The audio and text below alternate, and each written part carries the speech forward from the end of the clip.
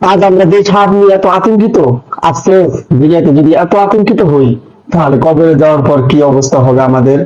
আমরা যদি ভাবতাম সেই আখিরাতের কথা এই সাপের মতো করে, তাহলে হয়তো ওপরে অনেক সুখে থাকতে পারতাম। আফসোস আমরা দুনিয়াতে এতটুকু ভয় নিয়ে যদি এত আতঙ্কিত হই, তাহলে আমরা ভেবে দেখি যে ওপরে আমাদের কি অবস্থা হবে।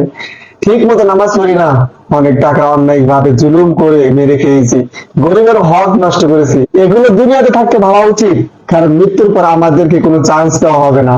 হায় আফসোস বোকামন, সামান্য দুনিয়া সাপের আতঙ্কিত নিয়ে এরকম আতঙ্কিত সৃষ্টি করেছি।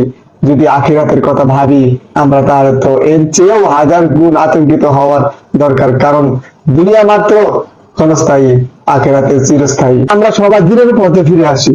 আল্লাহ তুমি আমাদের সকলের হেদায়েত দান করুন। সব সময় যেন আপনার ভয় আমাদের ভিতরে পয়দা করতে পারি। আমিন।